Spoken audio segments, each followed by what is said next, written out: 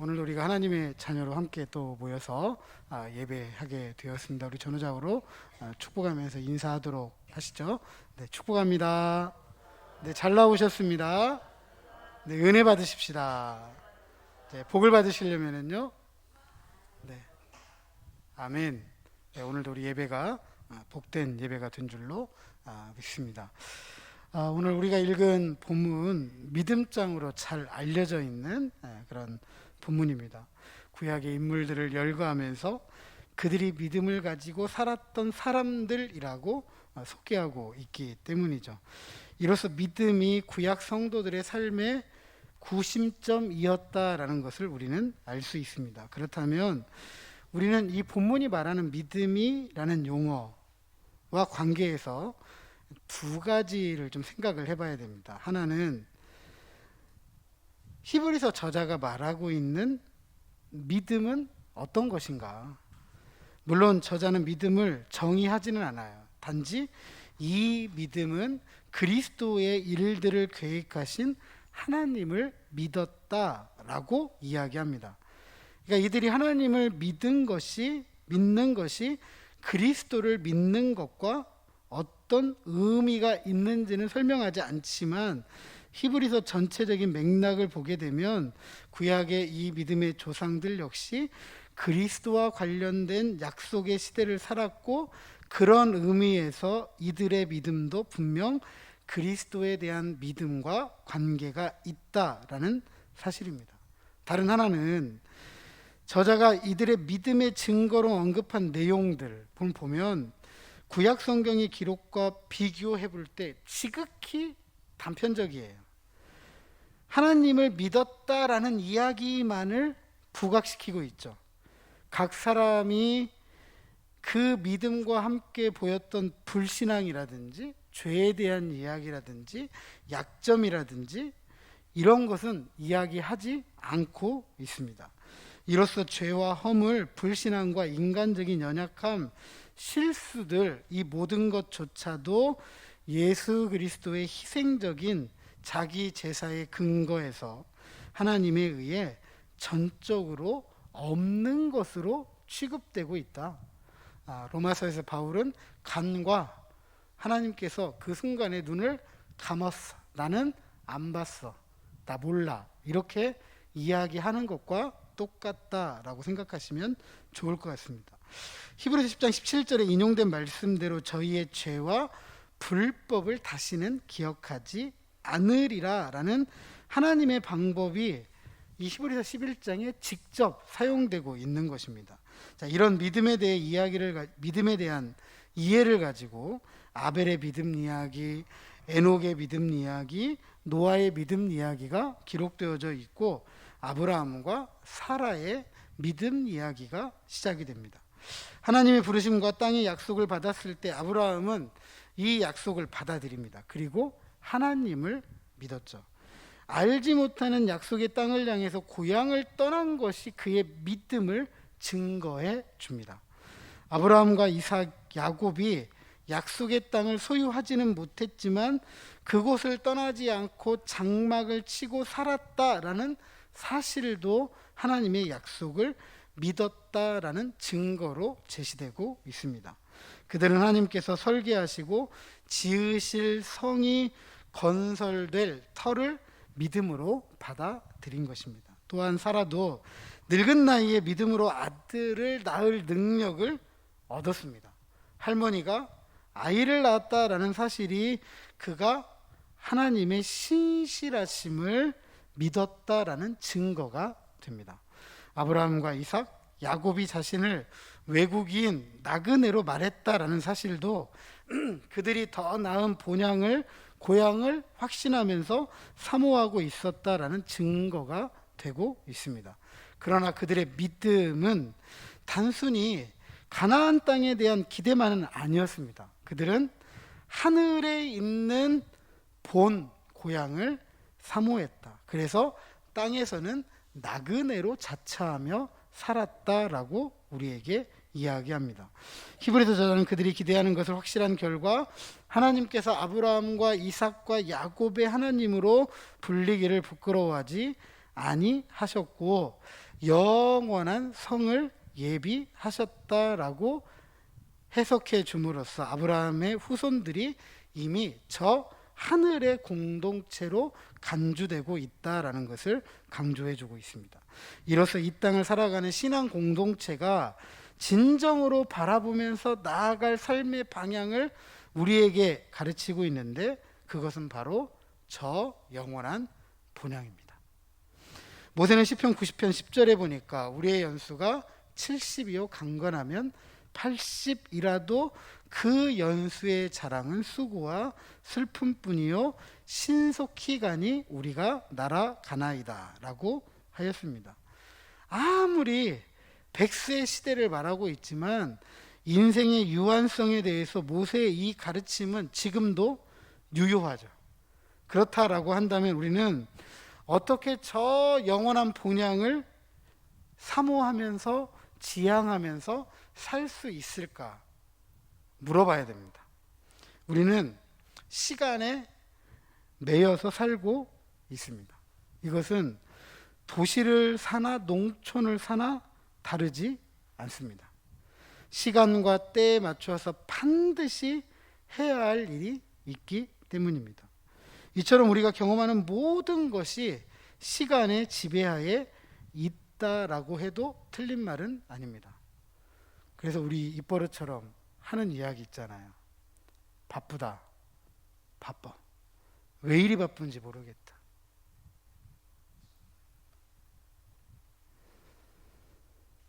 우리가 이렇게 시간에 매여 살고 있음에도 불구하고 우리 그걸 부정할 때가 참 많습니다. 모든 것이 영원한 것처럼, 영원히 있을 것처럼, 아니 영원히 살 것처럼 때로는 말하고 행동하기도 합니다. 영혼에 대한 이런 말과 행동 잘못된 건 아니에요. 왜냐하면 하나님께서 인간을 창조하실 때 우리 몸속에 영혼에 대한 지향, 영혼에 대한 사모하는 마음을 DNA에 새겨놓으셨기 때문에 그래요. 전도서 3장 11절 상반절에 보니까 하나님이 모든 것을 지으시되 때를 따라 아름답게 하셨고 또 사람들에게 영원을 사모하는 마음을 주셨다라고 하였습니다. 하나님께서 우리 마음에 심어주신 영혼을 우리는 어떻게 지향하며 살 수 있을까요? 이 질문에 대답하기 위해서 영원을 지향한다는 것이 무엇인지를 우리는 알아야 됩니다. 먼저 영원을 지향한다라는 것은 현실을 도피하는 게 아닙니다. 과거 몇몇 시한부 종말론자들은요, 세상 끝이 오기를 기다리면서 삶의 모든 자리를 버려버리고 흰옷 입고 산에 올라가서 하늘만 바라보았습니다. 영혼을 지향하는 삶은 하늘만 바라보는 삶을 말하지 않아요. 모든 삶의 자리를 버리고 뒤로 하고 하늘만 바라보는 것이 영원한 삶을 지향하는 것 아닙니다.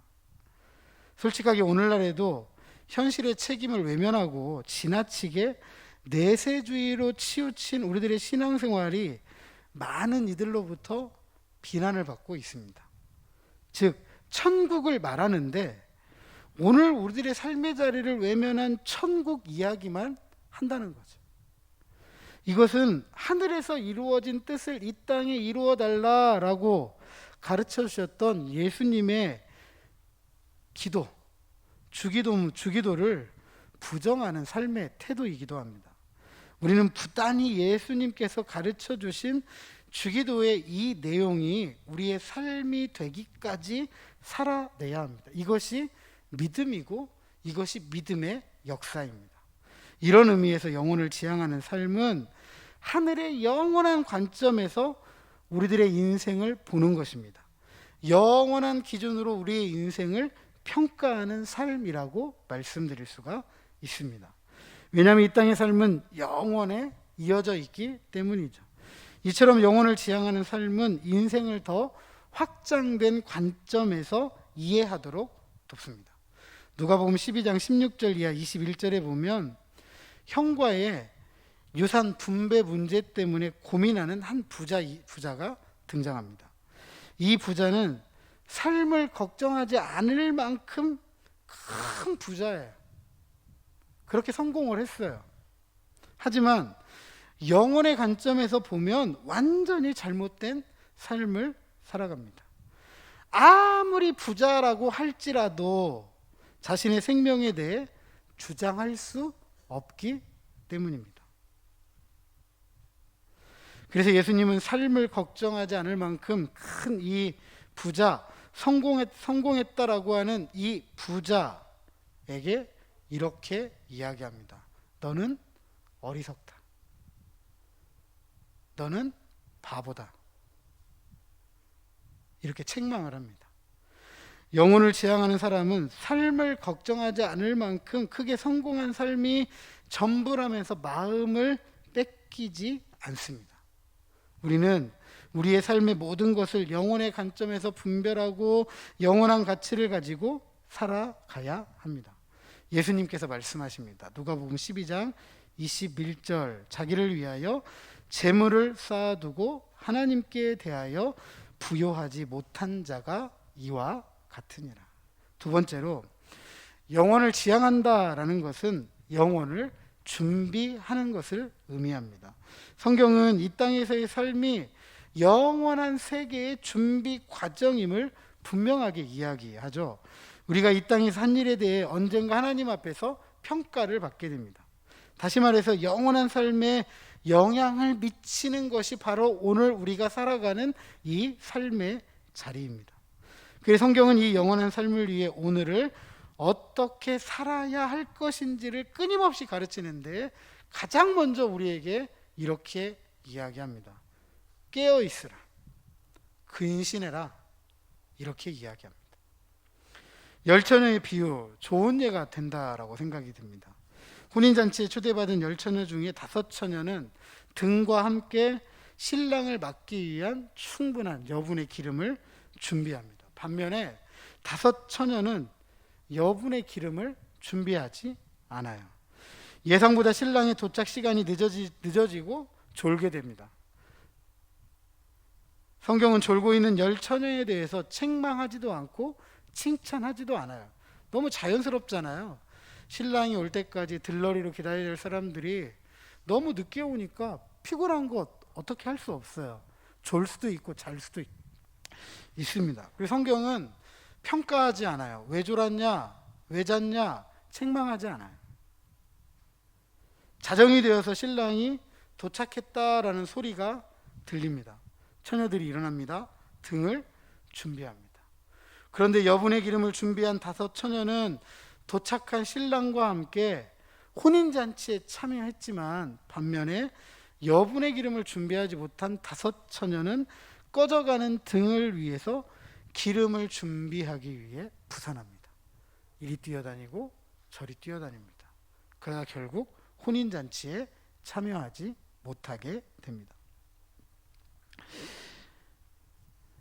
오랜 동안 이 비유에서 많은 분들이 기름이 뭘까 생각을 많이 했습니다. 하지만 이 논의를 통해서 만족스러운 결과를 얻지는 못했습니다. 오히려 우리가 이 비유에서 놓치지 말아야 될 것이 무엇이냐 하면 기름의 문제가 아니라 준비의 문제예요. 준비된 사람은 슬기롭지만 준비되지 못한 사람은 어리석다 그랬습니다. 신랑을 맞이하기 위해 여분의 기름을 준비했으나 그렇지 않으면 준비하지 못했느냐가 문제가 된 거죠. 이것은 다가올 하나님의 나라에 대해 준비된 이들도 있지만 전혀 준비되지 않은 이들도 있다라는 것을 우리에게 이야기해 줍니다.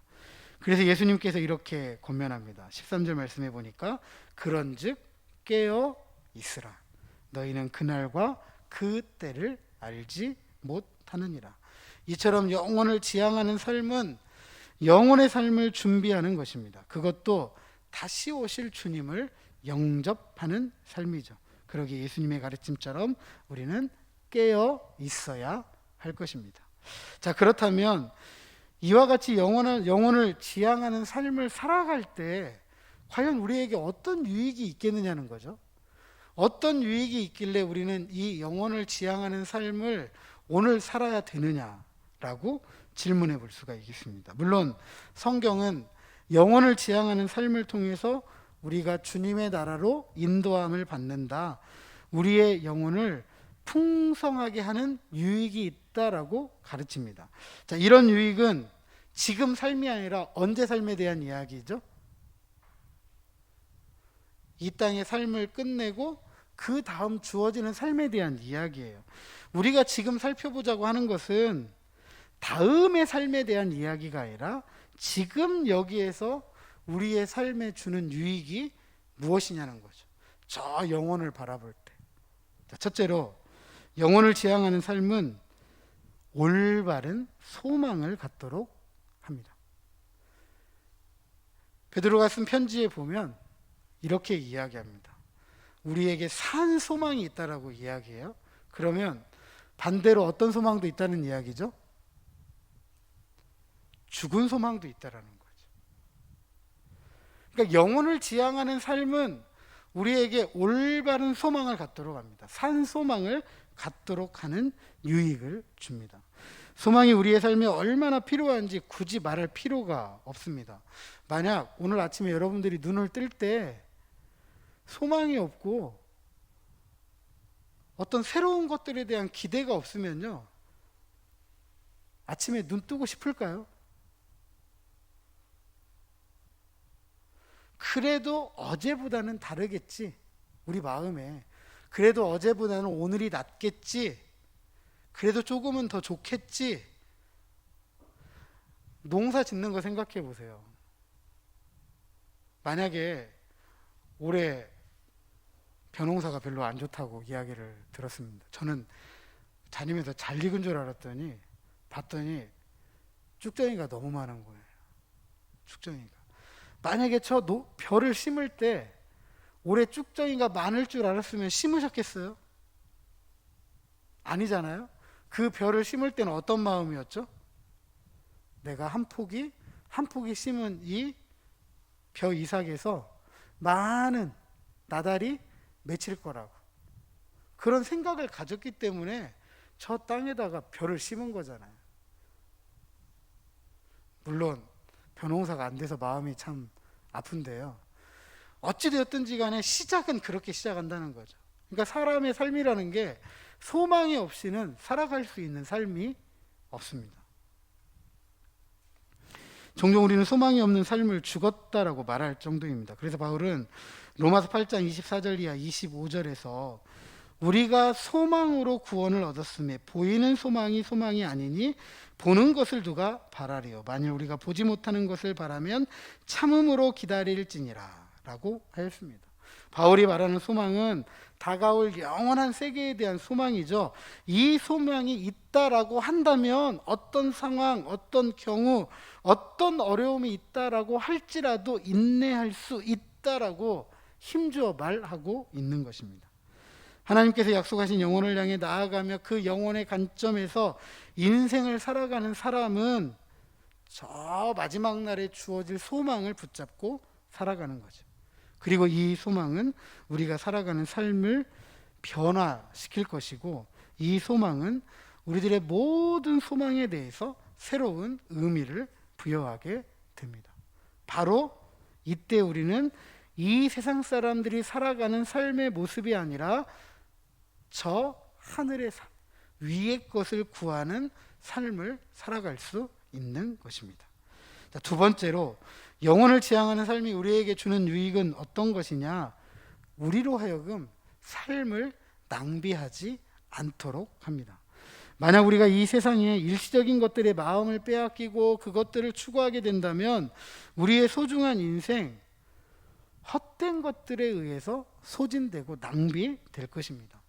야곱의 형 에서 잘 아실 것입니다. 뭘 했는지 모르겠지만 굉장히 배가 고팠어요.